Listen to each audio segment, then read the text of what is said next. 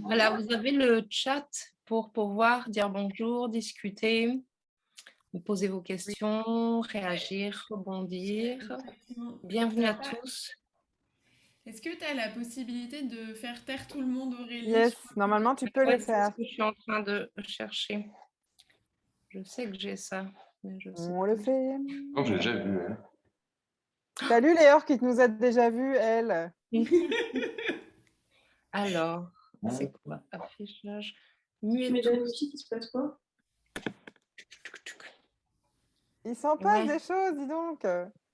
Hélène, voilà, salut. tac et tac. Alors, le truc, c'est que voilà, voilà. Ah oui, mais tu nous as fermé notre gueule à nous Non, Mais aussi. c'est c'est bon. bon, là, ça y est. On est Bon, revenu. mais alors, We're s'il back. vous plaît, ma bande passante de campagne est ras les chaussettes. Donc, je vous prie, tous ceux qui ne faites pas partie en fait des intervenants, je vous prie d'éteindre vos vidéos, tout simplement parce que sinon on va tous sauter.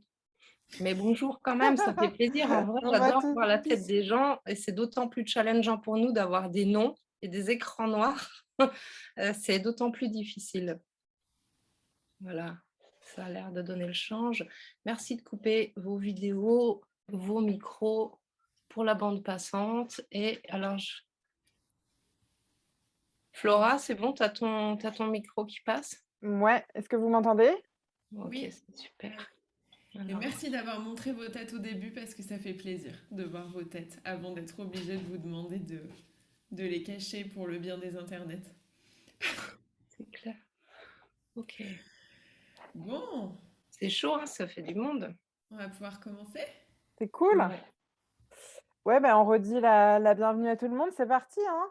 Yes. Ok. Bon, mais bienvenue à toutes et à tous. Déjà, nous, on est vraiment très contentes toutes les trois, d'abord de se retrouver ce soir, puis de vous retrouver vous aussi. On a voulu proposer cette causerie, comme on l'a appelée, suite à Samin, la fête des morts, enfin, en gros, à cette période. On s'est, suite à un post que moi j'ai fait sur cette question de la vie, de la mort, de ce qu'on composte, et cetera, en fait, j'ai eu envie et j'en ai discuté avec Annelle, puis avec Aurélie, qu'on discute toutes les 3 sur cette question, après plus largement de cette question de la résilience, en gros, comment est-ce qu'on arrête de toujours vouloir traverser vite, vite, vite les choses désagréables? Comment est-ce qu'on prend du temps, pour justement, laisser faire ce qui doit, prendre du temps, ce qui doit, se composter et se composter, on y reviendra, c'est pas juste une métaphore, ça prend du temps, ça nécessite de laisser faire un processus et parfois, ça peut aussi être, accéléré par des choses qu'on peut faire, mais aussi parfois pas du tout. Et donc ce qui nous réunit, toutes les 3, Aurélie, Anaëlle et moi, c'est qu'on met, au cœur de nos activités et de nos quêtes personnelles cette question de la résilience, dans nos activités, alors elles sont coach, toutes les 2. Moi je suis pas coach, mais en tout cas je suis accompagnatrice de projets engagés et j'ai écrit un livre qui s'appelle «Nos voies de résilience» et on y reviendra tout à l'heure et en tout cas cette question de la résilience, elle est vraiment présente aussi bien dans notre vie perso que dans notre vie pro et quelque part, on en a un peu soupé, parce qu'on trouve que, c'est un mot qui est galvaudé, qui est, utilisé à toutes les sauces et je suis quand même bien placée pour le savoir parce que j'ai écrit un livre dont le titre, contient le mot résilience. En tout cas, ce qu'on s'est dit, c'est que, en cette période de transition où voilà, on est en plein hiver, où, justement, on est quand même dans un contexte, sanitaire, sécuritaire, politique, bien particulier. On a eu envie d'échanger toutes les 3 et de partager avec vous cette bonne heure. Ce qu'on s'est dit, c'est qu'on se laissait jusqu'à 9h15 maximum pour échanger, toutes les 3, mais aussi pour, répondre à quelques-unes de vos questions. Et que, voilà, notre idée, c'était de vous transmettre un peu les questionnements qu'on a sur cette question de la résilience, de dénoncer aussi cette injonction, selon laquelle il faudrait rebondir vite, vite, vite et pas prendre le temps de traverser les choses. Et donc de plutôt, s'inviter les unes les autres et vous inviter à vivre, pleinement ce qu'on a à traverser, et pas toujours tout de suite à voir ce qu'on peut en retirer. Voilà et pour ça qu'on a parlé de la vie, de la mort et de Oh merde, tu gelé, Flora.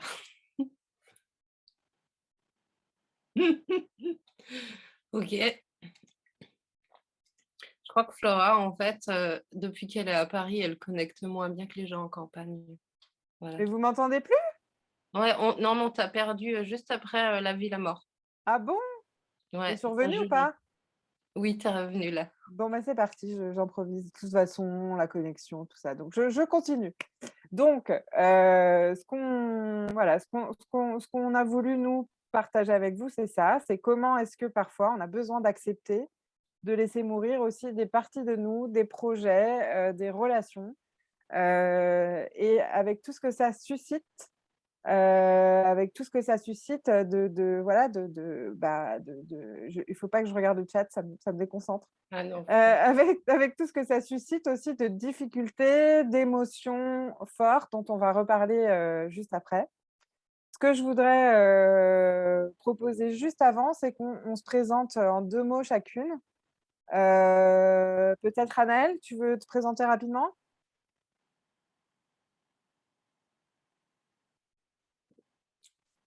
ah, tu coupé ton micro? Vas-y. Ah oui, c'est moi qui ai coupé ton micro. Voilà, tu m'as coupé les chics, je ne pouvais plus parler. Bah ouais, ok, je me présente. Donc, pour ceux, celles qui me connaissent pas, je suis Anaëlle. J'ai fondé un blog qui, à la base, était un blog qui parlait de consommation responsable, qui s'appelle La Révolution des Tortues, qui va souffler ses 6 bougies bientôt, là, dans quelques jours. Euh, et qui a bien évolué bah, avec moi au fil de mon chemin, de mes questionnements. Aujourd'hui, c'est toujours un espace de partage, mais beaucoup plus autour de sujets liés à on va dire, à la connaissance de soi et puis au sens de nos actions. Moi, ce qui m'intéresse dans mon activité de coach et de facilitatrice de changement, c'est vraiment comment renforcer, restaurer les liens, que ce soit à soi, aux autres et à l'ensemble du vivant, parce que je pense que les trois vont ensemble. Et comment on fait en sorte que ces liens nous nourrissent, nous soutiennent et nous libèrent, nous émancipent.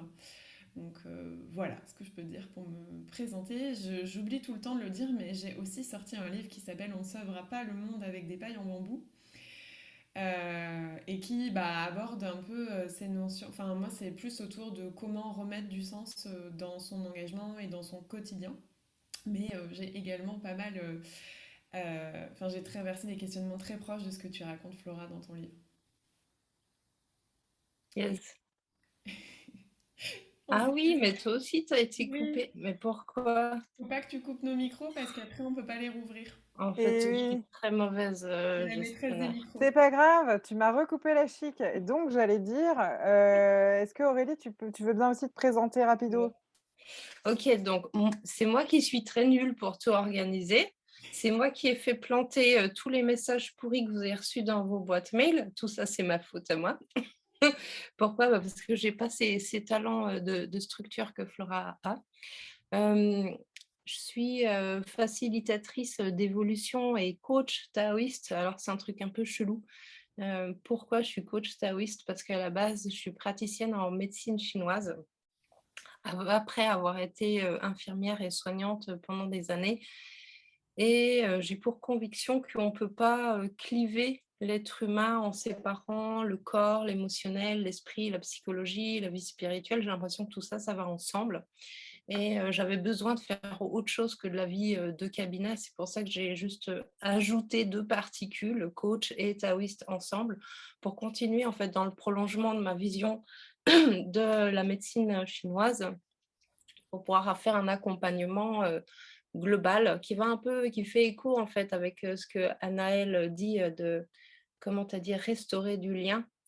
J'ai la conviction que peu importe où va le monde, on ne fera pas l'économie d'y aller ensemble.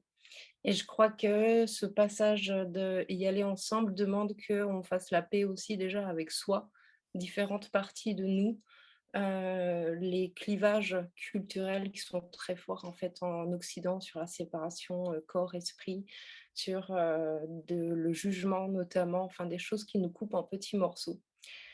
Donc moi, mon accompagnement en fait, c'est de décloisonner les gens et leur apporter de la capacité en fait à rebondir dans la vie, dans les événements difficiles, mais aussi dans les événements heureux.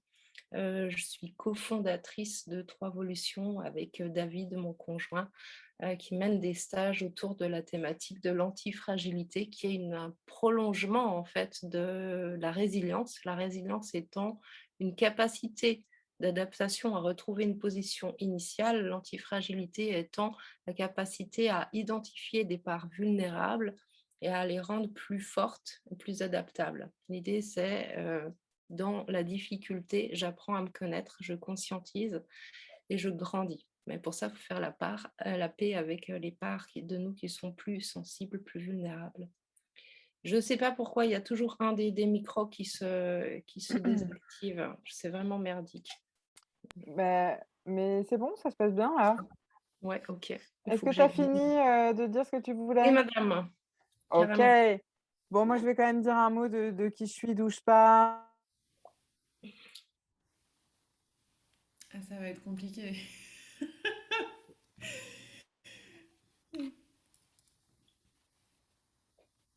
Hop là, voilà. Ah ouais, Ouais, on putain, a je peux perdu pas Flora cliquer, c'est encore. bon. Attends, on l'entend plus. Ah ouais, mais j'aimerais bien, mais c'est pas de mon côté. Ah, il y a quelqu'un qui demande où tu es basé quand tu n'es pas sur le web. Ah, je suis dans la Drôme. Je suis dans la Drôme, proche du Vercors, proche de Soux, pour ceux qui connaissent. Un coin sympa. Flora, j'aimerais bien faire quelque chose pour toi, mais en fait, j'ai cliqué au moins 50 fois sur demander la réactivation de ton micro. Voilà, c'est bon, là, Est-ce que vous m'entendez Ouais, c'est Oui, bon. ou pas? Oui. Alors, je vais tenter un truc. C'est qu'en fait, j'essaie de parler depuis tout à l'heure et je parle dans le vent, visiblement. Donc, je vais essayer peut-être de passer sur mon téléphone. Pourtant, je suis en région parisienne, d'ailleurs, hein, Ouais. voilà. Mais je vais quand même, ce que je vais faire, c'est que je vais me présenter rapidement et ensuite je te passerai la parole et voilà, je ferai ma petite manip, voilà. Ça Donc marche. moi, je suis Flora Claudic Tanguy, je suis journaliste indépendante. Notamment ces dernières années, j'ai travaillé pour le magazine Yggdrasil de Pablo Servigne et d'Yvan Saint-Jour sur les questions d'effondrement et de résilience. Moi, ma spécialité d'accompagnement, c'est les stratégies de financement participatif. Donc, en fait, moi, j'aide des acteurs engagés à faire des campagnes de financement participatif. Et notamment, je l'ai fait pour Yggdrasil, je l'ai fait pour La Déferlante, qui est un magazine féministe. Je l'ai fait pour plein de projets différents. Je l'ai fait pour une quinzaine de projets en 4 ans. Je suis formée à la perma, moi, parce que j'ai vécu, moi, pendant les 3 dernières années dans une ferme vivrière dans le Cantal. Je n'y suis plus depuis 2 mois, je me suis, séparée, et je suis en train de m'installer en Bretagne et il y a 2 mois, c'est aussi le moment où j'ai sorti, à mon avis, ce n'est pas tout à fait un hasard, j'ai sorti le livre dont je parlais tout à l'heure qui s'appelle «Nos voies de résilience». Et donc moi, j'ai une définition un peu différente d'Aurélie, qui ressemble davantage à celle de Boris Cyrulnik, où pour moi, c'est pas un retour à l'étape initiale, la résilience, c'est plus la capacité à reprendre son développement. Mm. C'est plus comment, après un trauma ou un choc, ou après des traumas et des chocs, on est en mesure de ne pas rester sidéré ou de ne pas régresser, mais d'être capable de reprendre une forme de développement. Et donc, on y reviendra sans doute pendant l'heure. En tout cas, voilà pour me présenter brièvement. J'ai l'impression que c'est un peu mieux, mais je vais quand même faire ma petite manip. Donc, Aurélie, tu feras attention à me laisser revenir, s'il te plaît. Tu ne me laisses pas à la porte. Et du coup, ce qu'on s'est dit, c'est que donc là, ça nous donne une petite heure pour faire un peu le tour de cette question, en gros, de ce qu'on a besoin de se laisser composter dans nos vies. Pour commencer, ce qu'on se disait toutes les 3, c'est que c'était, peut-être pas mal d'aller, chercher un éclairage du côté de la médecine chinoise notamment, et que Aurélie, tu puisses nous en dire plus sur cette question des émotions et du compostage. Ok, très bien. Je veille à ce que tu puisses revenir, c'est promis. Je te remercie. Ok. Euh, Par où on commence? Dans cette idée de transition, de changement, d'adaptabilité, et aussi dans cette idée de vie et de mort et de cycle, peut-être avant de parler à proprement parler des émotions, la vision taoïste, qui est propre à la médecine chinoise, mais qu'on retrouve en fait dans des visions orientales, c'est l'idée que tout ce qui est vivant change continuellement et porté en fait par des cycles. Ça peut se voir sur les temps de jour, les temps de nuit, les saisons, ce genre de choses, mais ça peut se voir aussi dans la croissance d'un humain et que fondamentalement, la vie s'exprime à travers le changement perpétuel. Et c'est aussi valable au niveau des émotions. Chaque émotion en médecine chinoise, elle est considérée comme étant une forme de feedback, une information qu'on peut prendre. Chaque émotion est porteuse d'un message. Voilà, alors je donne la parole aussi à Flora et après je reprends. Voilà, tac. Non, ça marche pas. Flora, essaye de voir pour ton micro. Bref. Et donc, l'idée là, c'est de parler en fait, de l'émotion qui se rapproche le plus en fait, des notions de transition, des changements et celle qui va être propre au deuil, puisque finalement, tout changement apporte une forme de petit deuil, même un changement minime en fait dans notre quotidien. Moi, j'aime bien prendre l'exemple des enfants quand on leur dit que c'est l'heure d'aller se coucher. Il y a un vrai deuil à arrêter l'activité et changer en fait de position, d'aller s'allonger, de rentrer dans le sommeil. Tout ça pour dire que cette émotion, l'émotion de tristesse, c'est une émotion en fait qui nous ramène à notre statut de vulnérabilité, de fragilité en fait en tant qu'être vivant. La tristesse, elle nous montre quand on est triste, elle nous indique déjà qu'on n'est pas tout puissant, qu'on n'a pas le pouvoir d'agir sur certaines choses, parce que quand il y a quelque chose qui change dans ta vie, que ça te convient pas, que ça te plaît pas, si tu as du pouvoir dessus, tu vas plutôt te rebeller, tu vas plutôt avoir une émotion de colère. Si tu n'as pas prise, si tu peux pas agir là-dessus, c'est plutôt une émotion de tristesse qui va prendre le dessus. Tout ça pour dire que la tristesse nous indique qu'on est en train de résister à un changement qui est en cours. C'est pas une mauvaise chose. Elle nous montre juste à travers cette résistance l'attachement qu'on avait à une situation, à une configuration de vie avant ce moment-là. Tout ça pour dire que on pourrait se dire oui, mais c'est vraiment inutile, c'est pas cool d'être triste, c'est désagréable, surtout quand c'est des pertes qui sont fortes, qui sont intenses, mais elles nous ramènent en fait à notre comment dire, à notre place dans l'univers, à notre place éphémère et le petit maillon d'un grand ensemble qui nous échappe complètement. Quand on a envie de la perte forte, on sent très fort en fait cette qualité en fait de je me sens tout petit là où je suis et je me sens profondément impuissant. Et en même temps, si on veut bien se laisser toucher en fait par cette tristesse, c'est pas évident de lui ouvrir les portes parce qu'elle peut vraiment nous mettre à terre. On prend aussi la mesure de combien chaque instant qui est vécu comme agréable, nourrissant, privilégié, aimant, en fait, à quel point en fait c'est irremplaçable. Combien en fait la notion de d'éternité, je dirais, c'est pas une quantité de temps, c'est une qualité de temps passé à faire, à vivre, à ressentir quelque chose de particulier. Et justement, la tristesse, elle nous ouvre comme ça, comme un pan, enfin comme quelque chose à deux pans, avec ce sentiment de fragilité, de oui, mais en fait, je peux perdre tout ce qui est précieux, tout ce qui est important pour moi. Et en même temps, elle me montre tout ce potentiel de magie qu'il y a à travers cette qualité de vie qui est éphémère. Je ne sais pas si c'est clair, moi je suis tellement habituée à vivre avec ce Mmh. concept que ça me semble assez évident. Je sais que des fois, les gens, ça leur fait très bizarre quand je leur dis que la tristesse t'indique que tu résistes à un changement. Et en ça, moi, je trouve que c'est une forme de GPS, c'est une balise Et toujours dans Mmh. cette idée de composter, quand tu processes un deuil sur une perte qui est importante, la tristesse, en fait, tu deviens pote petit à petit avec. Tu apprivoises sa présence. Et ça se fait vraiment sur ce temps de compostage petit à petit. Et tu mesures qu'en fait, tu résistes de moins en moins. Et à la place de la résistance, qu'est-ce qui apparaît? Il apparaît de l'acceptation, en fait. OK, Mmh.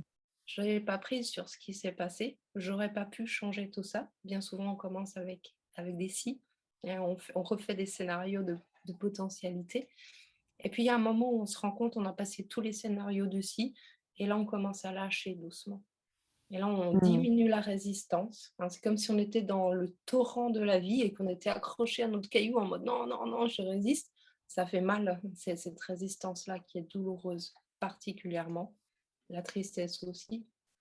Mais une fois qu'on lâche, en fait, on se fait porter par le flot. Ça peut être super, comment dire, euh, prenant. J'ai pas d'autres mots en fait.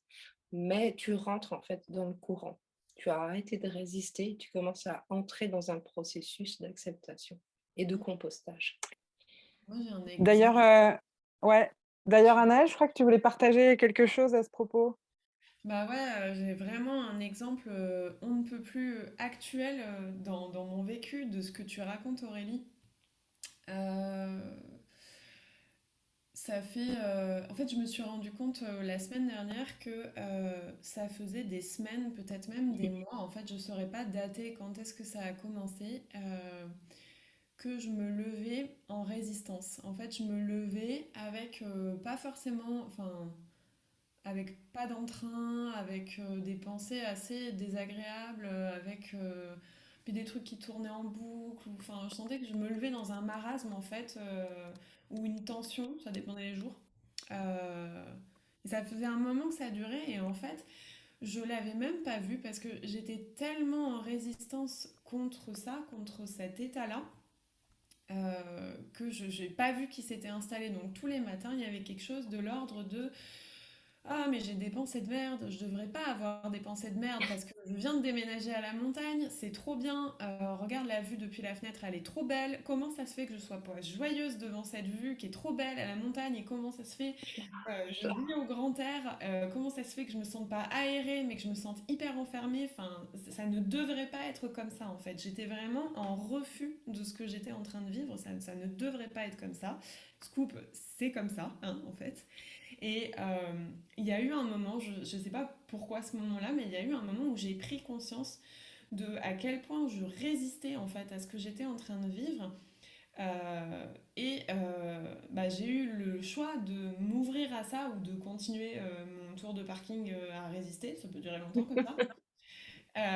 Et donc j'ai choisi de m'ouvrir à ça et en fait c'était même plus de la tristesse et d'ailleurs Aurélie ça m'intéresserait de savoir si c'est juste un gradient d'émotions, c'était un chagrin, tu vois, il y avait vraiment quelque chose de, j'étais secouée de sanglots hyper intenses, enfin, c'était pas juste une tristesse qui est une émotion que je connais bien et qui m'effraie pas spécialement, mais là vraiment c'était du chagrin, c'était douloureux, il y a des trucs vraiment douloureux qui sont remontés et je sentais encore la tentation de résister à ça et je m'en voulais en fait de vivre ça et je me disais encore une fois je devrais pas être en train de vivre ça, j'arrive pas à croire que je suis en train de vivre ça, si ça se trouve je fais une dépression, punaise, je croyais que c'était derrière moi et voilà ça revient et nanani et nanana.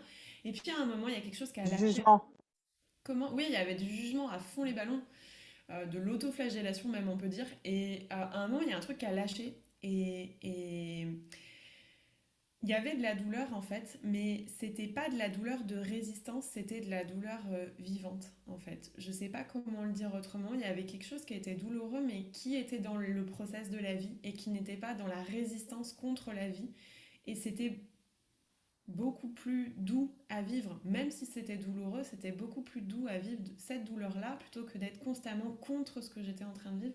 Et ce qui est très marrant, c'est qu'à partir du moment où j'ai envisagé que peut-être j'étais en dépression, je sais pas, en tout cas j'ai reconnu que c'était une période où j'avais pas d'élan, pas d'envie, pas de... Voilà, globalement juste envie de me rouler sous la couette et de manger des trucs gras et boire des trucs chauds. Ben, à partir de là, en fait, il y a il y avait plus d'attente sur moi de je devrais traverser ça, je devrais aller mieux, je devrais machin. Et il y a beaucoup de douceur qui s'est installée, et il y a beaucoup d'énergie et de joie qui est revenue au moment où j'ai lâché l'idée, en fait, que ça devait être là. C'est vraiment Mmh.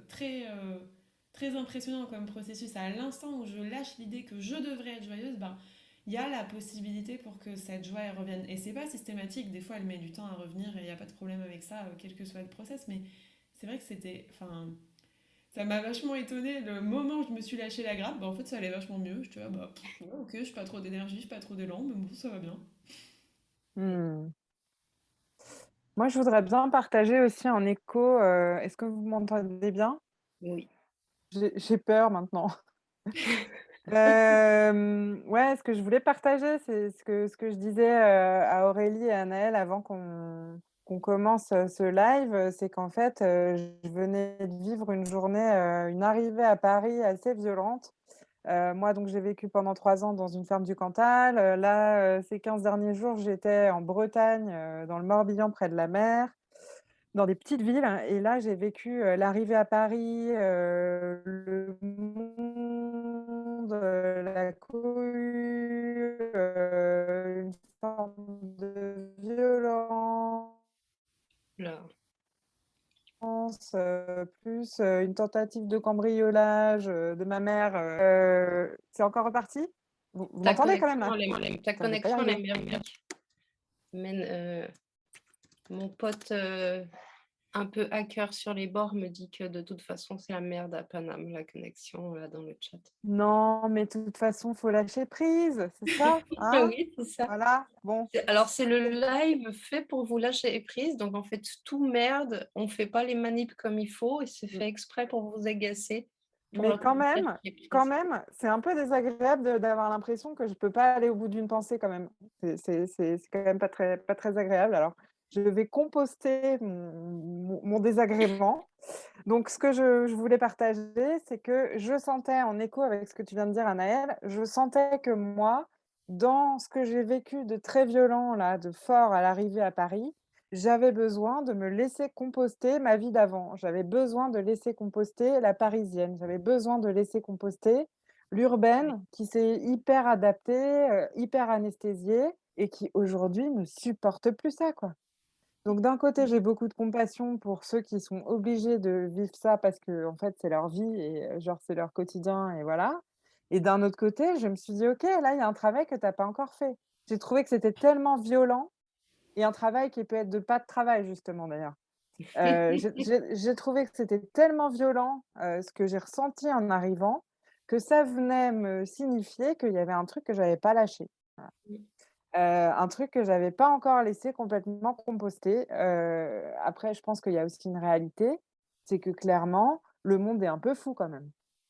Le monde est un peu fou, et quand on est, dans cette forme de retrait comme je peux l'être dans les différents contextes dans lesquels je suis amenée à vivre, en fait, quand je suis confrontée de manière brutale, comme ça a été le cas en arrivant à Montparnasse, à ce monde de fous, et bien, effectivement, je suis aussi confrontée à: «OK, quelle partie de moi je dois aussi laisser partir?» Finalement, supporter ce monde de fous pendant toutes ces années. Ouais. Et ouais.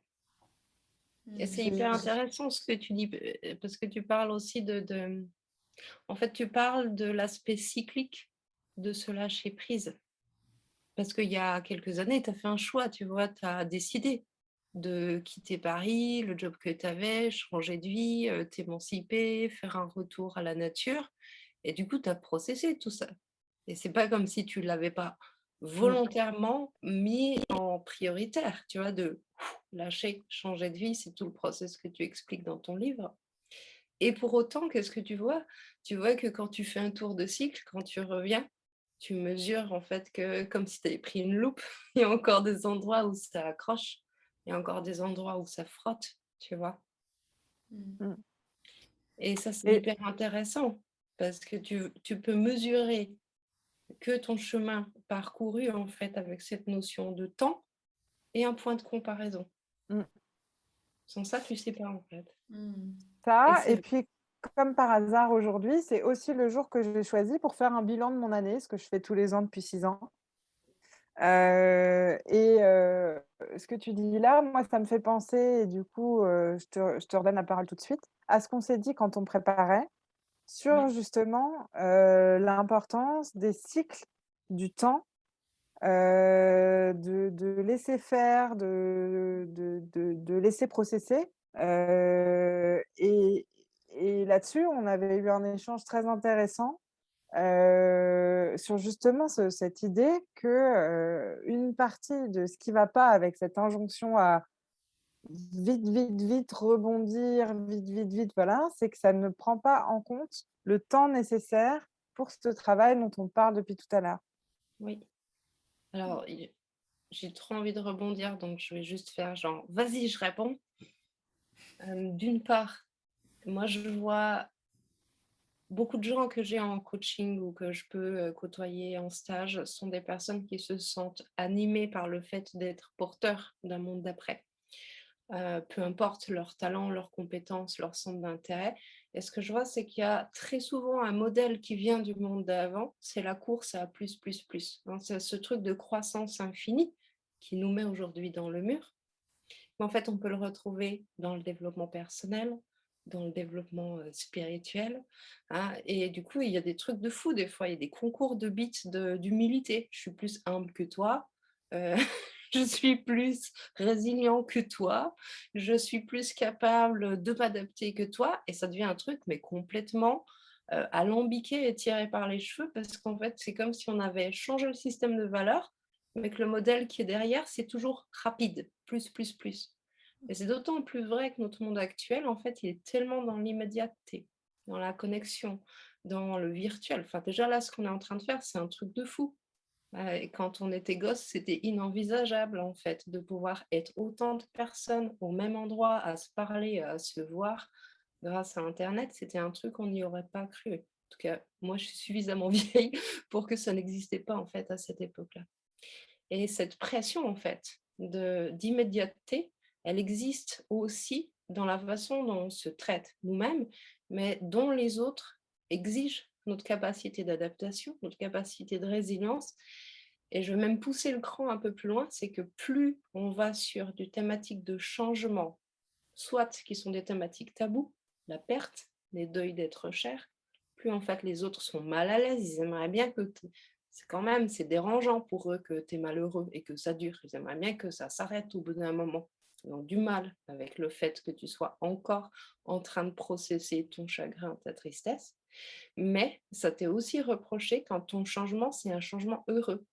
Genre, attends, tu as le job de tes rêves, tu habites dans une super baraque avec vue sur les Pyrénées, et en plus, tu as le culot de déprimer. Mais genre, t'es qui en fait? Tu peux pas bouger ton cul puis faire genre, t'as ta vie de rêve là, c'est bon? Tu vois? Et ça, c'est toutes des injonctions en fait qui sont cachées, qui sont des injonctions de perfection en fait, de bien faire les choses. Alors qu'en fait, dans les transitions, dans le changement, dans les deuils, dans les évolutions de la vie, ben, en fait, ce qui est demandé, c'est pas de bien faire. Tu vois, par exemple, Flora, toi, tu as fait de la perma, tu connais bien ça, un compost. Quand tu compostes, tu peux pas faire un truc pour bien faire. Tu le laisses faire le job et c'est tout, en fait. Tu vois? Et en plus, qu'est-ce qui va se passer? Il va être tout moche et il va puer. Tu vois? Donc, quand tu es en train de processer, c'est jamais très, très joli à regarder. C'est pas le moment où, en fait, tu vois, c'est le truc le plus sexy qui se passe de ta vie, quoi. Pas du tout. Et bien souvent, faut pouvoir y aller en fait dans cet endroit de: «Désolée là, j'ai une gueule de serpillière, je suis 6 pieds sous terre, mais c'est ce que j'ai de mieux à t'offrir en fait. Demain on verra». Je vois Flora que tu as de nouveau ton micro et que tu aimerais, parler. Vas-y. Yes, mais je le coupe en fait pour essayer de me garder un peu de bande passante quand je parle Mmh. pas. Oui, bah, ce que tu dis, moi, ça me fait penser aussi à une autre, cette métaphore du compost là, à aussi une réalité que j'ai l'impression d'avoir vécu pas mal ces derniers temps. C'est que, bah, je laisse, composter, mais qu'il y a des moments aussi où, on peut accélérer ce processus. pas accélérer au sens aller vite, vite, vite, mais juste que, voilà, le processus a fait son œuvre, j'ai ressenti le besoin, après ma rupture au moment de la sortie du livre là, d'aller régler un certain nombre de situations que j'avais laissées composter. Peut-être qu'en fait, je les ai, peut-être si on file la métaphore, peut-être que je suis allée pailler, peut-être que, j'ai renouvelé le sol, peut-être que je l'ai enrichi, j'en sais rien. Peut-être que ça m'a servi de compost pour autre chose, enfin voilà. Le fait est qu'après un processus où j'ai laissé faire, où j'ai me suis pas occupée des trucs que j'ai pas réglés, j'ai vécu autre chose, j'ai processé autre chose. Il faudrait trouver un autre mot que processer qui est un anglicisme, mais pour l'instant, c'est le mot qui me vient et qui me semble adéquat. Justement arrivé. Justement, j'ai eu cette impression que parce que j'avais réglé, un certain nombre de choses, j'ai encore frisé, c'est ça? J'ai encore frisé? On a plutôt suivre. Oh! Ben, un certain Ah, nombre de c'est choses que trop j'ai bien. mais non, mais c'est pas vrai là, bon, Tu heu, profiteras en replay, tu pourras voir, c'est drôle. ah oui, sans doute, ouais. Ouais, ça va beaucoup me faire rire, c'est sûr, ouais. Donc je vais quand même, essayer de finir ma phrase. Donc, ce que je voulais dire, c'est que du coup, j'ai été capable, après avoir laissé tout ce temps composter, j'étais capable de régler, un certain nombre de situations et notamment de relations que j'avais Ouais. laissées en suspens. Par rapport à cette question du temps, c'est comment est-ce que parfois, on peut aussi, ben, après un temps de jachère, de compostage, être capable d'aller régler des choses assez rapidement parce qu'on a développé des nouvelles ressources, parce qu'on s'est laissé le temps de le faire. Mm. Bon et maintenant je me tais, en fait, je prends ça comme une invitation à beaucoup d'humilité, à me taire et à laisser Anaëlle rebondir. Voilà. Non, mais ce que vos interventions me font venir à toutes les deux, c'est autant la notion de cycle que cette notion de temps long et puis tout d'un coup c'est fulgurant. Euh, Déjà, c'est que bah, quand tu te fous la paix et quand tu acceptes que le temps qu'il faut, c'est le temps qu'il faut, ben, ça crée les conditions pour que ce soit fulgurant quand c'est le bon rythme en fait. Et du coup, ben, toi, il y a des trucs qui ont dû reposer longtemps et puis tout d'un coup, bah, tout est prêt, tout s'est mis en place et boum, bah, c'est fulgurant d'un coup parce que c'est juste à ce moment-là que ce soit fulgurant. Et moi, j'ai vécu plein de moments, des trucs qu'on poireauté des semaines, des mois, des années, puis tout d'un coup, ça y est, tout était en place, c'est parti d'un coup, ça a affiné. Et après, par rapport à ce que tu disais, Aurélie, moi, ce que ça m'a fait venir, c'est que à partir du moment où on croit qu'il y a une ligne d'arrivée à franchir, euh, Mhm.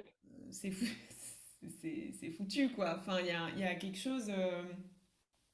S'il y a une ligne d'arrivée, on va forcément se dépêcher en fait d'atteindre la ligne d'arrivée et après quoi en fait. Et il y a souvent beaucoup de déceptions une fois que cette ligne d'arrivée elle est atteinte. Quand j'aurai fait ceci, quand j'aurai obtenu cela, bah je serai bien et puis j'arrive là et puis en fait je me suis dépêchée de faire quelque chose et je sais même pas pourquoi. Il y avait un truc en lien avec ça que je voulais dire. Ouais, ça remonte à ce que tu as dit avant. Je sais pas si c'est le moment de ramener ça. Sur ce que tu disais sur le fait que processer nos trucs mettent les autres inconfortables. Moi, j'ai beaucoup vu ça quand j'ai eu, enfin, j'ai toujours en théorie la maladie de Crohn. J'ai eu une poussée très violente qui a nécessité une opération urgente, etc. Enfin bref, ça a été ma première confrontation avec ma mortalité, on va dire. Ben, on m'a encouragée en fait tout du long. Enfin, c'est le rôle que j'ai pris naturellement et on m'a encouragée dedans à être forte. Parce que voilà, je suis une battante. Et donc, du coup, j'ai été valorisée uniquement quand je montrais un visage souriant, quand je faisais des blagues, quand j'avais l'air d'être au-dessus de ça. Mais en fait, oui, il y a des moments, c'était sincère. En fait, j'avais envie de rigoler parce que c'est pas très rigolo d'être malade et que ça fait du bien, ça amène de la légèreté. Mais il y avait aussi des moments, comme tu dis, qui étaient pas beaux à voir en fait, parce que bah c'est de la souffrance, c'est de la douleur et c'est comme ça. Et bah c'est des moments où on peut sentir que ça serait bien que tu remettes le sourire et que tu remettes ton armure là, parce que ça nous rassurait en fait, que tu nous montres pas le process dégueulasse et puis les vers qui grouillent et les trucs qui puent là, mais que tu nous montres tout de suite que tu as surmonté le truc. Mais en fait, c'est pas possible de montrer qu'on a surmonté le truc alors qu'on est dans le truc. Je vois pas comment j'aurais pu afficher le visage de celle qui survit au choc alors que j'étais dans le choc en fait. Et je peux penser à plein de situations comme ça, des chocs plus ou moins grands, où en fait ça n'a pas de sens de vouloir surmonter le choc avant de l'avoir vécu. Et ça n'a pas de sens non plus de croire que la résilience c'est une nouvelle ligne d'arrivée à viser. Mhm.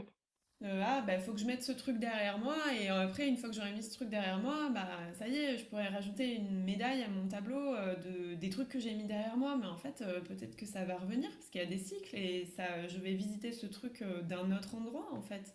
Comme toi, Flora, quand t'as fait un tour et puis que t'es revenu au même endroit et que t'as vu qu'il y avait des choses qui avaient bougé, bah, en fait, ouais, il y a des espaces qu'on revisite, et c'est pas un retour en arrière, et c'est pas un échec, et c'est pas qu'on n'a pas fait ce qu'on avait à faire, c'est juste qu'on a vécu des choses qui nous ont ramenés là, parce qu'il y a des nouvelles choses à vivre à cet endroit-là. Ouais.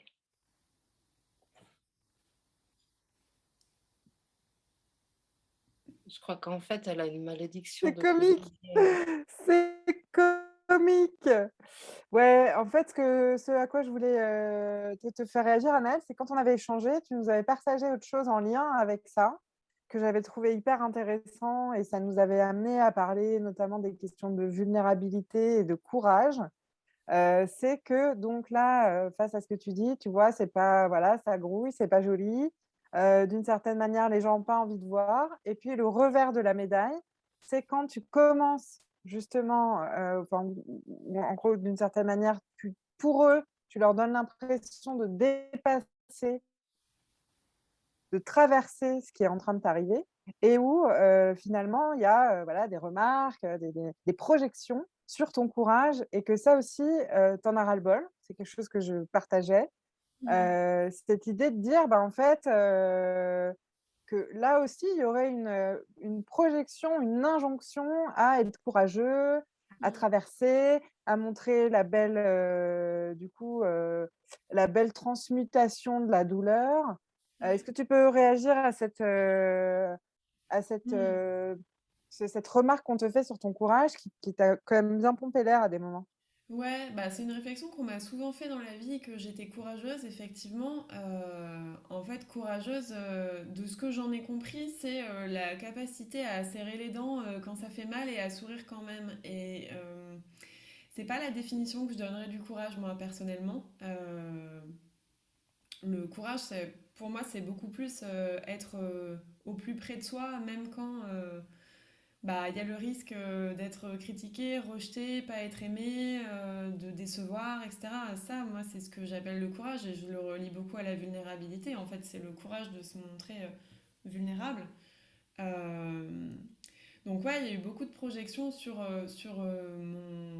ce que certains appelaient du courage, qui au bout d'un moment effectivement m'a tapé, m'a tapé sur le système, bah, parce que j'avais pas envie d'avoir ce courage-là en fait. J'avais envie de justement d'avoir le courage de me montrer moi, avec mes ombres, avec mes peurs, avec mes pensées inavouables, etc. Et bah, là, c'est un truc que j'expérimente beaucoup plus aujourd'hui.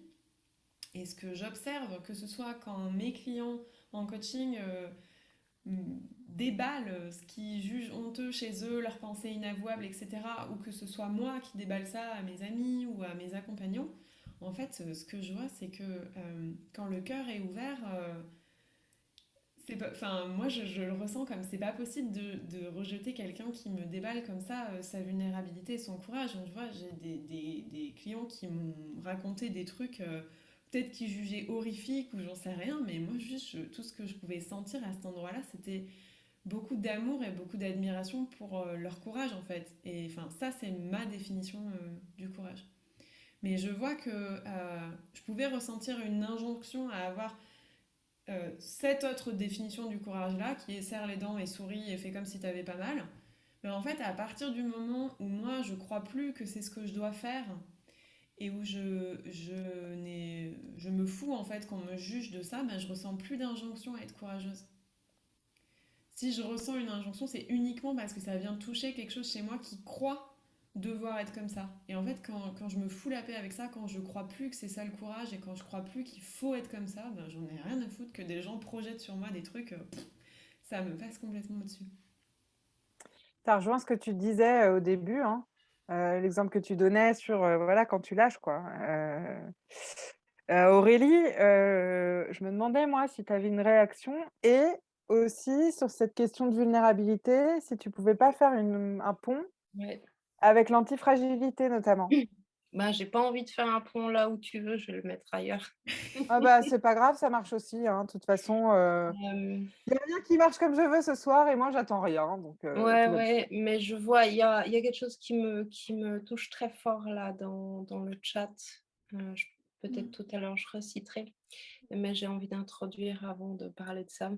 Mmh. Dans beaucoup de nos difficultés, de nos vies, peu importe les formes que ça prend. En fait, une fois qu'on se retrouve tous à cœur ouvert à déballer en fait nos chagrins, nos transitions, nos pertes, nos difficultés, nos vulnérabilités, en fait, on peut vite se rendre compte que, ben, en fait, chacun trimballe son lot de casseroles et bien souvent, on n'en vit pas celle des autres. Ça, c'est vraiment un truc hyper important à souligner, c'est quand tu commences à croire que tu es tout seul à en chier et que tu commences à voir ce qui se passe chez les autres, en fait, moyennant qu'il y ait eu l'ouverture pour le dire, tu te rends compte qu'en fait, ben, en fait, chacun son Vietnam, comme dirait David. C'est un peu trash de le dire comme ça, mais c'est quand même c'est le mot qui me vient. Ce que j'ai envie de mettre en évidence, c'est que ce qui nous entrave énormément dans nos capacités d'être résilients, d'être adaptables, d'être antifragiles. Pour nous, tout ça, c'est qu'une question de terminologie, mais de remettre du mouvement dans nos vies. C'est souvent le fait qu'on clive, parce que là, tout ce qu'on a dit, en fait, on a mis en évidence beaucoup, en fait, comment la société, le regard des autres, le jugement, les projections. Les autres, ils aimeraient tellement pas être dans ta situation de la maladie de Crohn que du coup, ça leur va tellement bien quand tu fais la fille courageuse, parce que comme ça, ils peuvent se rassurer du fait que la maladie de Crohn, ça va. La preuve, je connais quelqu'un qui a grave la pêche et qui a le sourire. Et puis on aimerait bien tous avoir autour de nous, en fait, des gens comme ça qui nous montrent que ces trucs qui nous font peur, parce que c'est des choses qu'on n'a pas vécues. Voilà, la perte d'un être cher, quelque chose qui change complètement dans notre vie, un diagnostic, un incendie à notre maison, ce genre de choses. Ben, en fait, on aimerait bien voir que ça va bien pour tout le monde, qu'il n'y a pas de creux de vague, etc. Mais en fait, on joue tous à quelque part quand on rentre dans ce jeu-là, de ne pas avoir désolée, la vulgarité, le courage de poser les couilles sur la table et de dire: «Bah, ouais, je suis complètement carpette, je suis complètement, serpillière, j'en peux plus». Bon, on joue le jeu, en fait, de ces faux semblants. Mm. Moi, j'aurais aimé grandir dans un monde où les adultes, ils osaient être tristes, ils osaient dire: «Je me sens effondré, je ne sais pas quoi faire». J'aurais aimé, en fait, sentir toute l'imperfection des humains autour de moi. Pourquoi? Ça m'aurait donné le droit de me sentir imparfaite et de l'exprimer, en fait. Et ça aurait été OK. Et aujourd'hui, en fait, là-dedans, on a tous, besoin, en fait, de remettre du lien parce qu'en fait, on souffre plus des injonctions de perfection que finalement de nos traversées mêmes. Et là, tout à l'heure dans le chat, je lisais, Anne-Sophie qui disait: «Je suis un exemple typique de regret maternel. Ça dérange plus que tout. Je ne vois pas trop comment me sentir de l'engrenage. Je devrais juste accepter d'être une mauvaise mère. J'ai une façade en permanence, mais c'est certainement pour le bien-être psychologique de mes enfants qui n'y sont pour rien. La résilience, c'est tous les jours pour moi». Mmh. Là, déjà, je sens en fait ce qu'elle porte comme poids. Je la connais pas, je connais pas sa situation, mais je sens quelque chose qui est vraiment lourd et qu'elle le traîne tous les jours. Et en même temps, il y a quelque chose qui me saute aux yeux. C'est en fait d'où ça sort, mauvaise mère. C'est quoi une bonne mère? C'est quoi une mauvaise mère? C'est quoi ce jugement arrêté sur qu'est-ce que tu es. Déjà, tu es pas que une mère, tu es une personne tout entière avec des ressources, des fragilités, des limites, des contraintes, des capacités. Et en fait, j'aime beaucoup dire aux gens que un parent parfait, c'est un parent heureux d'être lui. Peu importe en fait quelle forme ça prend. Un enfant, en fait, pour se sentir bien, il a juste besoin d'avoir un être humain qui est OK d'être un être humain. Il n'a pas besoin d'un cadre idéal, d'un parent parfait, d'une pédagogie particulière. Tout ça, en fait, c'est de la, c'est de la forme, c'est pas du fond. Et ce que je sens, en fait, et c'est pour ça que je me permets de répondre directement comme ça à cette personne, ce que je sens, c'est qu'il y a beaucoup, en fait, de douleur liée à un regard extérieur ou à des normes extérieures.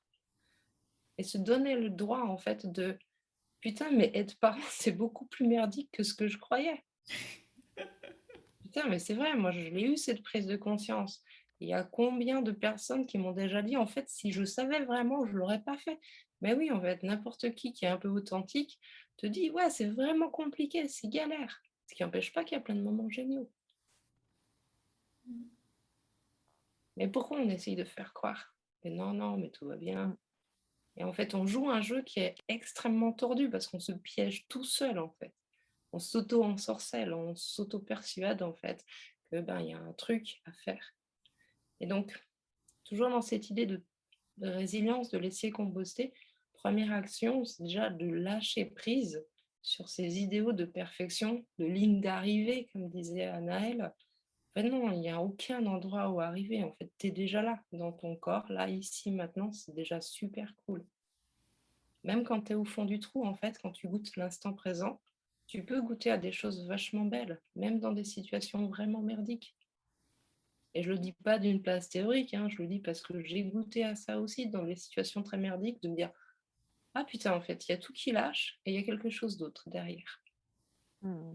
Mais ça demande en fait de faire sauter ce truc-là. Et je pense que quelque chose qui nous empêche beaucoup en fait de laisser le temps, ben, c'est justement ce rythme imposé par l'extérieur, cet idéal en fait de s'il te plaît, ne me montre pas que tu es vulnérable. Pourquoi? Parce que j'ai trop peur de le découvrir que je le suis aussi. C'est ça en fait qui se joue. Donc pourquoi un parent, il accepte pas en fait de s'effondrer en pleurs devant son enfant? Pourquoi? Parce qu'il veut garder une posture forte, montrer un exemple droit, fiable, qui ne flanche pas, Mmh. alors qu'en fait, bah, il transmet que dalle en fait. Il apprend l'enfant et il imprime juste: «Ah ouais, serrer les dents, c'est comme ça qu'il faut faire quand on est grand. Ah ouais, super, je vais faire ça. Top!» Voilà. En fait, le processus naturel de compostage, c'est exactement c'est pour ça que cette image, pour moi, elle est précieuse, cette image de compost. Et le compost, tu as rien besoin de faire, en fait. Tu laisses pourrir et ça va renaître. C'est tout. Bah, nous, on peut aussi, en fait, se laisser le droit de pourrir et de renaître. Ouais, des fois, c'est moche, des fois, ça pue. Des fois, on va faire de la merde à partir de cet endroit-là. Des fois, on va dire de la merde à partir de cet endroit-là. Ouais, et ça, c'est le processus du vivant, en fait. Et à partir du moment où je fais, comme disait Anaëlle, je m'interdis, en fait, de me sentir comme ça, parce que je dois pas, je devrais pas, parce que j'ai déjà, ben, en fait, je suis en train de faire quoi? Je suis en train de bloquer le processus. Mm. En fait, il y a pas besoin et c'est tout ce qu'on fait, tu vois? Alors là, pour le coup, je vais le mettre le point avec l'antifragilité. En stage antifragile, on décortique ce processus de transition, d'assimilation, en fait, de résilience pour mettre en évidence que, un, tout le monde sait le faire. Pourquoi? Parce que c'est naturel et en fait, tu vas juste arrêter de t'empêcher de le faire et tout ira très bien. Mmh. Et tout ce que tu peux faire, c'est mettre de la conscience sur ton processus. Et comme tu l'as déjà vécu, parce qu'on a tous été résilients dans nos vies, bah, tu peux te rappeler en fait les étapes. Et à partir de là, en fait, tu peux reconstruire le modèle, le vivre. Voilà, je vois que ça bouge dans le chat. Vas-y, Ouais, Flora, tu veux je- rebondir? Ouais, oui, non, juste, je pense qu'Anaëlle avait aussi envie de rebondir. Moi, j'avais envie de dire un truc. Depuis tout à l'heure, on parle de la tristesse. On a Mhm. beaucoup parlé de la tristesse. Et moi, il y a une autre émotion forte qui m'est venue, c'est la colère. Oui. Et quand je suis arrivée justement à Paris, que je me suis retrouvée dans ce monde de fou, là, tout le monde était pressé, stressé, à pas se regarder, à pas faire attention, voilà. En fait, ce que moi j'ai ressenti, c'est la colère et je pense que ce que je dois composter aussi, c'est cette colère. Mmh. Heu, c'est vrai qu'on a tendance quand on parle des questions de deuil, et de la compostage, la vie, la mort et cetera, à surtout, accueillir et faire de la place à cette tristesse et moi, ce qui est monté très fort, dans les différents partages là, qu'il y a eu, et aussi sur cette question d'injustice, de jugement, tout ça, c'est aussi que, déjà, il y a des moments, cette colère, elle est saine, Mmh. elle dit quelque chose. Tu parlais tout à l'heure en médecine chinoise de ce que les émotions viennent nous dire. La colère, elle est aussi hyper importante, elle a aussi des fonctions. Bien sûr. Et je pense aussi qu'à des moments, il y a besoin de la laisser faire, en fait. Ça ne veut pas dire qu'il faut être violent et faire chier le monde, mais accueillir cette colère, pour moi, c'est aussi important, que de laisser faire la tristesse. Bien sûr, là, je vais rebondir pour donner les infos nécessaires autour de la colère, mais la colère, elle donne la suite cohérente de la tristesse. Si la tristesse, elle nous indique où est-ce qu'on n'a pas prise, où est-ce qu'on est impuissant, où est-ce qu'on est attaché et vulnérable, la colère, elle nous montre où est-ce qu'on a des besoins, des valeurs qu'on a besoin de protéger. Donc c'est un processus qui arrive très fréquemment. Tu connais très bien la situation, on va prendre ça comme exemple, et tu pourras en raconter un peu plus. Quand il y a une perte, un deuil qui est vécu de façon profondément injuste parce que la situation est inattendue. Je pense à la situation en fait de Ulysse, tu pourras en parler tout à l'heure. Hem, Quand la tristesse se met en place, ensuite on a besoin d'agir à partir de la colère. La colère, souvent, elle donne suite dans des processus de deuil où les personnes endeuillées répondent d'une place de plus jamais ça. On va apporter en fait de la sécurité et protéger à un endroit. C'est pour ça qu'il y a souvent en fait des élans très forts. Donc la colère, c'est une invitation à prendre prise là où on a prise pour protéger ce qui est précieux pour nous, notamment nos valeurs et nos besoins. Tu vois, Mmh. Flora? Tu Je veux vois bien, parler ouais. de la situation, de Ulysse, peut-être en quelques mots? Je sais pas si tu arrives Ouais, en quelques mots. ben, surtout que je ressens à nouveau une vague de colère, parce que, Ulysse, c'est un jeune de 25 ans qui est, décédé dans un stage de survie, qui a eu lieu l'an dernier où il a ingéré une plante, cousine de la ciguë et il en est décédé. C'est le neveu, d'un de mes amis, dont je fais aussi le portrait dans mon livre. Ce que j'ai pas dit tout à l'heure, c'est que je fais le portrait de David et Aurélie dans ce livre et donc j'ai mis en lien, Duc et David, pour justement qu'on essaye de mobiliser autour de cette question, pour justement éviter que ça se reproduise. Et on est passé par plusieurs phases, de tristesse, de colère, et cetera et en même temps, c'est un moteur pour agir. Ce que je sens aussi, je vais pas parler pour Duc, je vais parler pour moi. Du coup, j'ai une forme de distance quelque part parce que je ne connaissais pas Ulysse et quelque part, c'est en mourant qu'il est devenu proche de moi. Heu et voilà, je ressens moi toujours cette colère comme voilà, une injustice, terrible, et comme un truc que j'ai pas encore processé aussi parce que Duc ne l'a pas processé et qu'il y a quelque chose de vraiment très difficile. Là, il y a l'État qui fait tout un barouf, pour, définir le survivalisme, enfin, il y a de la récupération politique et quelque part, on savait que ça pouvait arriver. Mais ce que je veux dire, si j'essaye de ramener sur notre sujet, du soir, c'est que, l'impression enfin les discussions que j'ai avec Duc, avec la famille, c'est qu'ils seront pas en mesure de composter ces émotions, tant qu'on n'aura pas fait ce qui est en notre pouvoir, pour, donner un cadre. Alors quel cadre? Comment éviter la récupération? Ça fait partie des questionnements qu'on a, très forts. Mais il y a ce truc de OK, le compostage, c'est aussi d'arriver à ce que, cette mort d'Ulysse n'ait pas été vaine. Heu et ça, c'est quelque chose de très fort qu'on partage, hem où quelque part, moi, je me sentais un peu plus distante là ces derniers temps. Je me sens toujours redevable et je sens cette nécessité d'être près de mon ami pour l'aider justement à traverser cette période-là qui mènera au compostage. Où justement là, c'est pas laisser faire, Mmh. laisser agir et cetera. C'est plutôt accompagner le processus, parce que les forces qui sont en présence, ben, elles sont tellement, d'inertie, voilà, que si nous, on pèse pas, on s'organise pas pour, essayer d'influer, et bien, il y a ce truc que le compostage se fera pas, quoi. Et moi, je ressens ça très fort. Mmh. Annelle, pardon, je suis partie sur mon histoire de colère. Je sais pas si, tu avais envie de partager quelque chose Non, avant que je mais je suis non, très non. contente de l'avoir fait, on n'en avait pas parlé ensemble et en fait, je pense que c'est hyper important, donc j'ai aucun regret et en plus, j'ai pas été coupée. Putain, attention parce que du coup le live va déborder et va glisser jusqu'à 22 heures. Non, je Ah, rigole. moi, Non, je fais toujours ça. 21h07, on Justement, a oui, encore de la place pour, 2 questions. non, j'aimerais justement, Non. je vois l'heure tourner, j'aimerais qu'on se tourne vers le chat parce qu'il s'est passé plein de choses et il y a eu plein de partages touchants et intéressants dedans. Juste avant ça, c'est quelque chose là que, enfin, des échanges que j'ai vu passer dans le chat qui me donnent envie de partager ça. On a beaucoup parlé de résilience et de ce qu'on peut vivre quand les autres projettent sur nous et ont des attentes vis-à-vis de nous et nous demandent de planquer nos process parce que c'est pas beau à voir et que ça les renvoie à leur propre vulnérabilité. Ben justement, quand quelqu'un partage quelque chose de vulnérable, euh, je vous invite à ne pas considérer que cette personne attend un conseil. Ne prenez pas pour acquis et pour évident que cette personne attend un conseil.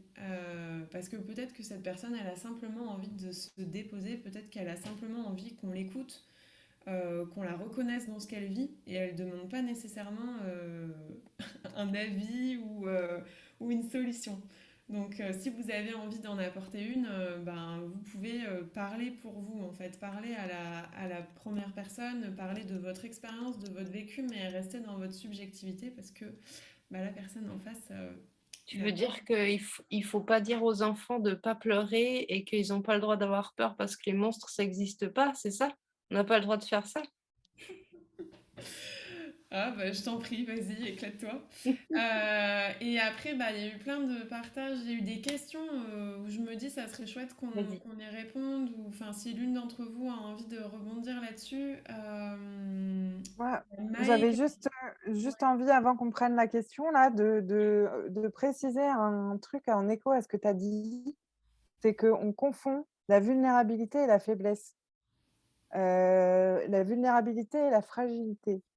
Et pour moi, c'est assez différent en fait. C'est que justement, la vulnérabilité, c'est juste, pour moi, ça va de pair avec une authenticité, quelque chose qui est de l'ordre de déposer les armes en fait, de pas être dans un truc, de résistance, de pas être dans un truc de masque, de pas être dans un truc de se mentir ou de mais juste de partager, être vulnérable, c'est quelque part être transparent sur ce qu'on ressent et ce qu'on vit et c'est pas une fragilité et c'est pas une faiblesse et donc quand on est, face à quelqu'un qui est vulnérable, notre tendance, en lien avec ce que disait Aurélie, tout à l'heure sur, bah, en fait, si l'autre est vulnérable, c'est que moi je peux l'être et cetera et cetera. Ça va être de projeter sur nous de la fragilité, de la faiblesse, là où au contraire la vulnérabilité, c'est une source de force incroyable. Mince. Je crois qu'il y a des sélections sur les sujets de Flora. c'est ça. C'est pour moi, je vais parler pour moi, je pense que je suis, quand je suis forte, c'est justement parce que je suis vulnérable. Putain, c'est pas vrai. Pas vrai. C'est pas vrai, c'est pas vrai, quoi. Je suis Euh, revenue ou pas? Je suis Si, revenue? Bon, je parle plus. je fais la gueule. Je laisse tomber. Je jette l'éponge. mais il y a un Je truc. disais que c'est bon, je suis revenue ou pas? Bon, je vais conclure, hein. J'essaie quand même de finir ma phrase ou c'est foutu? C'est revenu? Oh là Oui. là, bon, laisse tomber. Ouais. Moi, j'ai juste Allez, envie. de mauvais poil. J'ai fait le deuil de pouvoir parler ce soir, Flora. Non, par rapport à ce que tu disais, en fait, c'est ça. quand quelqu'un est vulnérable, quelqu'un, tu disais, vient déposer les armes, bah justement, il y a un peu ce mouvement quand on veut tout de suite aider la personne, la soulager, lui donner un conseil, etc. Il y a un peu ce truc de lui remettre un peu de force les armes dans les mains, genre, mais si, allez hop, on est reparti en avant Guingamp. Bah non, en fait, c'est pas ce qui est demandé quand on vient se déposer de façon vulnérable. Je vais réussir à vous lire les questions sur lesquelles j'aimerais bien vous entendre parce qu'il y a il y a plein de questions intéressantes. Il y a Maë qui demandait comment on fait pour se libérer de ces jugements quand ils sont vraiment ancrés en nous et surtout pour ne pas tomber dans la dynamique de se juger parce qu'on se juge. Est-ce qu'il y a quelqu'un qui a envie de... Ouais, elle est géniale cette question. Merci de l'avoir posée. Genre, c'est un peu le contraire de j'accepte que j'arrive pas à accepter, tu vois? C'est un peu le pendant. Mais je vais répondre de façon pragmatique et terre à terre, mon point de vue là-dessus. Moi, ce qui m'aide beaucoup à arrêter de me juger, c'est déjà de noter, en fait, les choses que je me dis, mais vraiment littéralement, parce qu'en fait, c'est toujours les mêmes phrases, c'est toujours les mêmes mots et souvent, c'est des injonctions qu'on a entendues quelque part, qu'on nous a dit et qui tournent en circuit fermé. Donc des fois, tu as une ligne de code, c'est ta mère qui parle dans ta tête, l'ancien prof de maths, le petit copain qui t'a cassé les couilles, qui t'a brisé ton estime à 16 ans, et cetera. Et en fait, c'est hyper important de les identifier. Et pour les identifier, c'est déjà les écrire, en fait. Tiens, à quel moment je me dis: «Je suis nulle», à quel moment je me et en fait, ces jugements intérieurs, c'est hyper intime.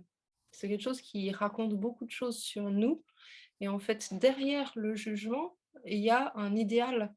C'est un peu le revers de la pièce. Si je me dis que je suis nulle, ben, en fait, ça veut dire que j'aimerais être performante.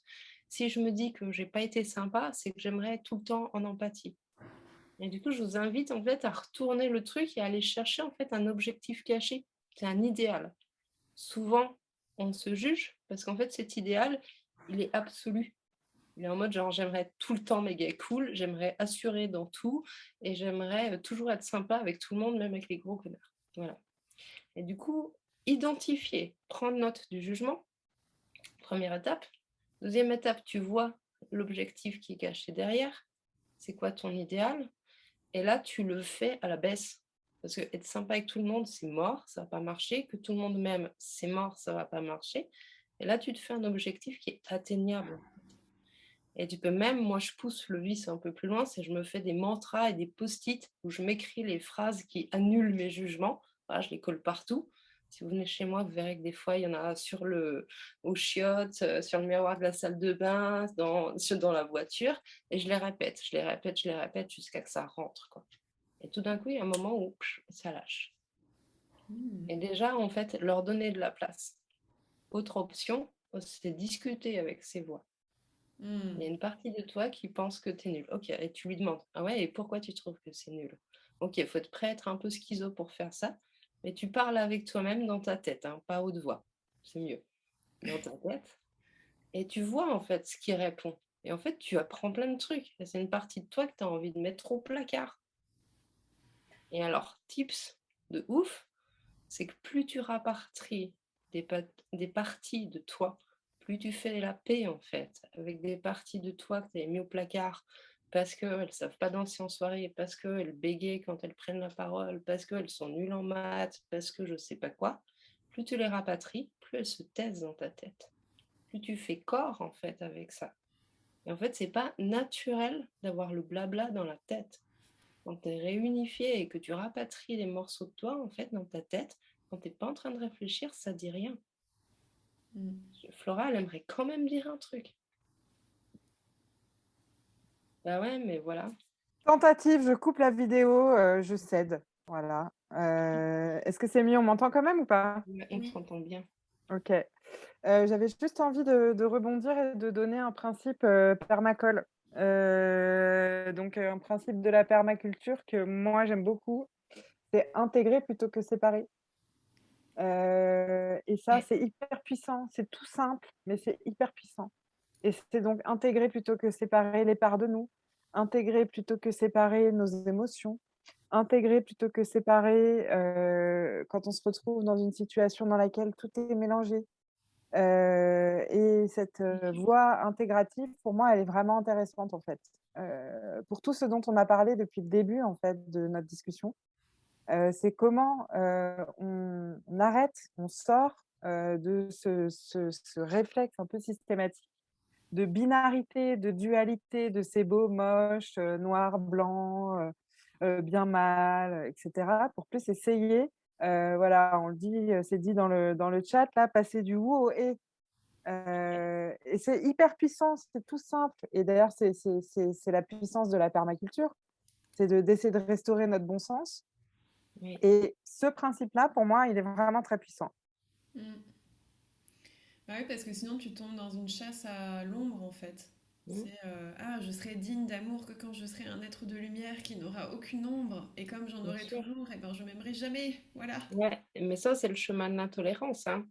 Mm. C'est comme ça que tu deviens un gros connard, intolérant et totalitaire de principes, spirituels, véganes, de bienveillance absolue, de CNV à tout prix et de tout ça, hein. C'est comme Mm. ça, en fait, c'est que tu clives et tu te clives toi-même. Tu veux pas voir les parts incomplètes, fragiles, vulnérables qu'il y a en toi et du coup, il faut que tu les balances quelque part, en fait, cette ombre et après tu le projettes sur les autres et là, à ce moment-là, tu trouves que tout le monde est un connard, comme par hasard, en fait. C'est vraiment très étonnant. Donc ça, c'est intéressant parce que tu peux mesurer, en fait, le niveau de principe des gens et leur rigidité à leur intolérance. Souvent, ça va de pair. En Mmh. fait, les gens qui se lâchent la grappe, qui sont souples et qui s'accueillent, ils sont souvent très tolérants, en fait, avec l'extérieur.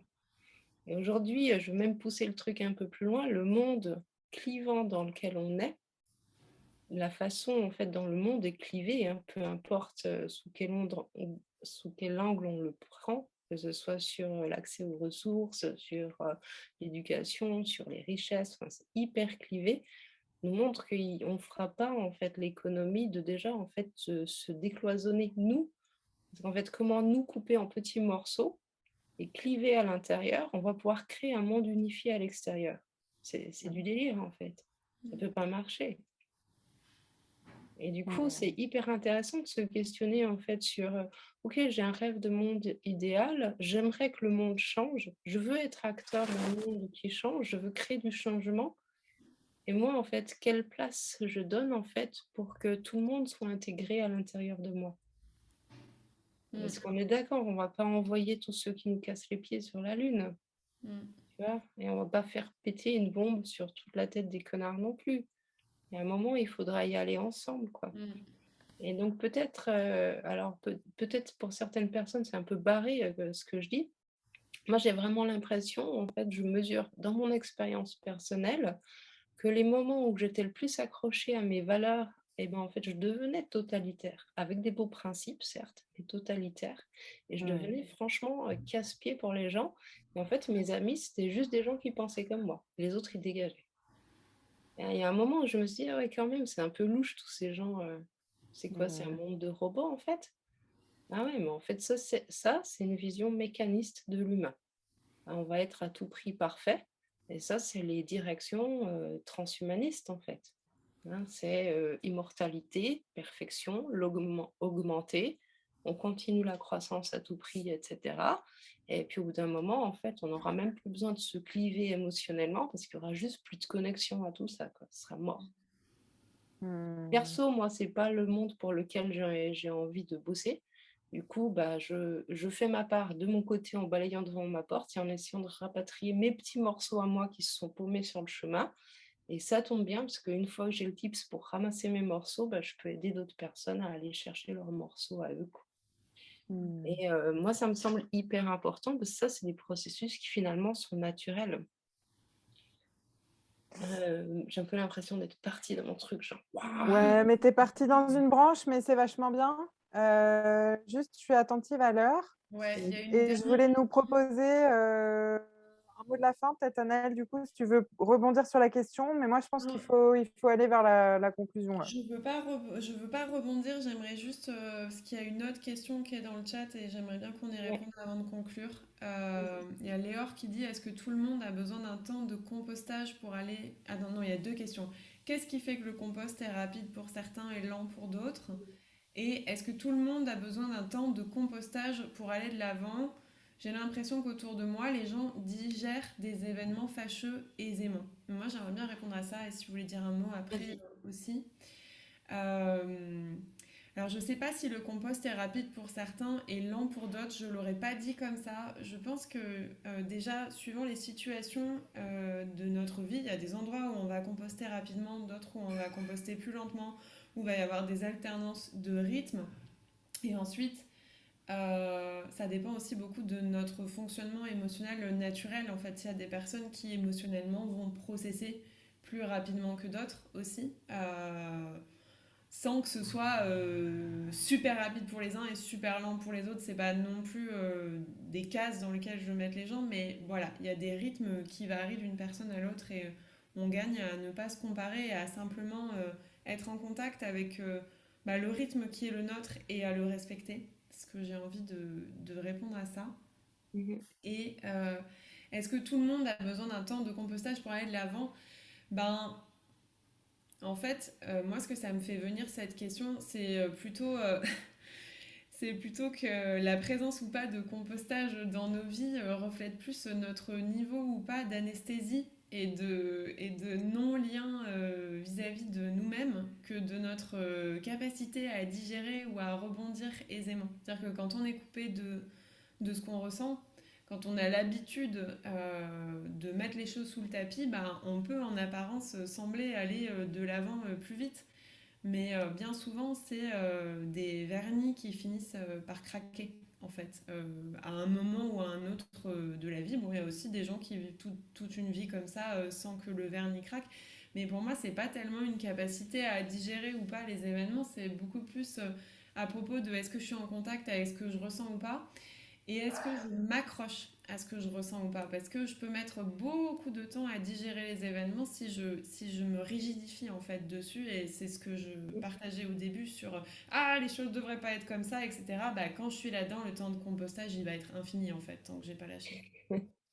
C'est exactement, tu sais, c'est comme quand tu télécharges un truc et qu'en fait, tu vas regarder toutes les 2 secondes, comme si le fait de regarder, ça allait faire que ton téléchargement, il va plus vite, tu vois, genre un truc un peu débile, mais voilà. Et du coup, des fois, mettre de la conscience et continuer de regarder si on est en train de devenir plus adaptable, ben, on ralentit le processus naturel aussi en faisant ça, quoi. Et j'avais aussi envie de compléter ce que tu disais, qui va dans ton sens, Anaëlle, c'est en vrai de vrai, on n'est pas dans les tripes des gens et dans leur cœur et dans leur tête. Donc, ce qu'ils montrent en façade, c'est une chose. Ce qu'il y a au fond de leur tripes, s'ils n'ont pas envie de nous le dire, on ne le saura pas, quoi. Mm. Et ça, c'est important de se rappeler parce que c'est le cas classique. Je ne sais pas si certains d'entre vous, forcément, avec le nombre qu'on est, c'est déjà arrivé. C'est le cas classique de la personne qu'on ne pensait pas du tout qui s'est suicidée. Et en fait, tout le monde finit par dire est surpris, en mode je ne pensais pas, je croyais que tout allait bien, etc. Ça, c'est les gens en fait qui ont une façade impeccable. Et en fait, en dedans, c'est la tempête, des remous, ça brasse de ouf. Donc on ne sait pas en fait où en sont les gens. On peut que mesurer pour nous-mêmes et je tiens aussi à souligner cet aspect, c'est ça dépend d'où on part en fait. Il n'y a que toi intimement qui sais d'où tu viens, tout ce que tu as déjà traversé, tout ce que tu as déjà bouffé en fait pour aller de l'avant en fait.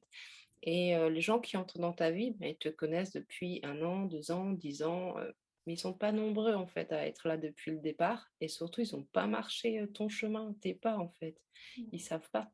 Donc, si tu veux vraiment mesurer tes capacités à t'adapter, ben, tu prends un temps et tu regardes derrière, comme quand tu vas en rando et que tu es enfin sur le sommet de ta montagne ou que tu es paumé en forêt. Tu regardes en arrière et que tu regardes le chemin parcouru. Là, tu peux te faire une vraie évaluation, mais qui est intime, qui est personnelle en fait, qui regarde que toi, à toi, quoi. Et ça, c'est hyper important, surtout quand on a une tendance à se comparer, Parce qu'en fait, je suis désolée de le dire, mais on n'est pas nés égaux, en fait. Il y a des gens qui ont commencé d'entrée de jeu avec des situations merdiques dans leur vie et qui ont commencé avec un putain de handicap de départ, et des fois 2, 3, voire plus, et d'autres où tu as l'impression que leur vie, c'est Cannes avec le tapis rouge, quoi. Là, tu fais: «Non, mais c'est bon, ils abusent, quoi, et on pourrait pas répartir un peu plus équitablement?» Ben non, en fait. Donc il faut mesurer aussi à partir de toi d'où tu es parti, quoi. Et là, tu peux te faire une idée réelle, en fait. Et l'important, c'est pas quel chemin de galère tu as parcouru, hein, parce que le but, c'est pas de faire, d'essayer de faire mieux que le Christ avec sa croix sur le dos, hein, parce que de toute façon, lui, c'est mort. Il a tué le game, c'est foutu, il est arrivé, il a marché comme un con, il en a chié, il est mort pour nos péchés et pour tous ceux à venir. Donc en fait, il n'y a personne qui va faire mieux que lui. En termes de c'est douloureux, j'en ai bien chié, c'est mort. Donc c'est pas la peine de se faire une vie de merde. Mais par contre, tu peux mesurer en fait tout le chemin qui a été parcouru en regard, en fait, toi, tu sais très bien où tu étais, en fait, à chaque instant. Et ça, c'est vraiment un truc de soi à soi pour faire la paix, en fait, avec les histoires de jugement, de comparaison et de mesurer, en fait, réellement comment les choses processent. Et en fait, tout le monde, une fois qu'on repose les choses à plat, tout le monde a des vraies victoires de ouf à mettre, en fait, à son actif. Tout le monde, y compris ceux qu'on croit que. Hein, si vous voulez, un jour, je vous parlerai de Britney Spears ou des trucs comme ça, parce que même aussi des gens comme ça, il y a des histoires vraiment intenses et géniales en termes de paysage humain. Donc chacun, en fait, a ses reliefs et ses paysages. Et du On va coup, reprendre un rendez-vous, hein. bah ouais, Et moi, alors, tout je me mettrais, je sais pas, des peut-être dans un dérapages. champ, peut-être que j'aurai une meilleure connexion. Ah bah moi, je suis en pleine forêt, j'ai de la 4G, hein. Je suis à la montagne, ça Qui capte. sait? Mais ouais, Flora, tu veux qu'on conclue? Ok. Mais oui, pour Est-ce que, bah, écoute, là, je comprends pas, mais je lâche prise, j'ai compris que vas-y, vas-y. Je vais arrêter de parler, je sais pas quoi. elle doit être super énervée. Ouais, ok. On Je conclut. pense que ce que Flora vient de dire en disant, ben, faudrait en faire une autre. Ben oui, carrément. Donc, n'hésitez pas à nous faire un petit message, un retour si vous avez envie de donner, qu'on donne suite. Moi, intimement, je vous partage que j'avais pas pris la mesure comment ça allait être la merde en termes de connexion. Tout simplement aussi le fait de partager l'espace de parole, de rebondir sur de nombreuses questions. Moi, je reste sur ma faim également, donc moi, je suis la première à voter, je suis d'accord, on en refait une autre. Anaëlle, t'en penses quoi? Bon, moi, tu sais que si on me propose de parler, je suis d'accord. Moi, j'ai horreur de ce truc de perma, là.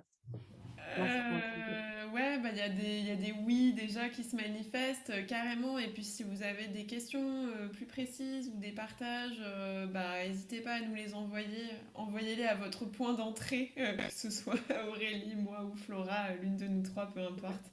Si vous avez des retours ou voilà, des interrogations, des trucs pour lesquels vous êtes resté sur votre faim, bah, on sera ravis de faire une deuxième édition, de sortir un coffret DVD collector pour Noël 2022. Un calendrier de l'Avent. Qu'est-ce qu'elle veut dire encore, l'autre? J'en peux plus, j'en peux plus. Mais on peut faire ça, à la rentrée, quoi, en Ouais, janvier, février, quoi, un truc comme ça. ouais. Voir On si se on a laisse, survécu, au fait. rétablir la connexion, tout ça.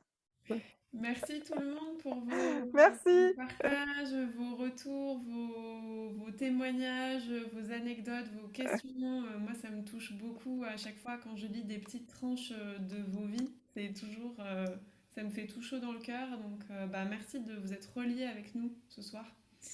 C'était goûtu en ce qui me concerne. Carrément, c'était hyper Mmh. plaisant et je suis vraiment aussi, comme Anaëlle, touchée. Il y a plein de choses que j'aurais voulu rebondir, dire, prendre plus de temps pour étayer. J'aime bien prendre le temps. Je suis suisse, comme ça, je vais un peu plus lent que les autres. Donc ouais, je suis partante, on en refait une autre. Vous avez là faire un mot de la fin. Si tu te mets en colère, ça va marcher, je pense. Mais je suis pas en colère, ça va pas. Bon, je vous remercie. Je vous remercie et moi j'ai hâte qu'on recommence. Voilà. Bonne soirée. Bonne soirée. Bye bye, merci à tous. Je n'ai jamais eu un live où j'ai eu autant de problèmes techniques, hein.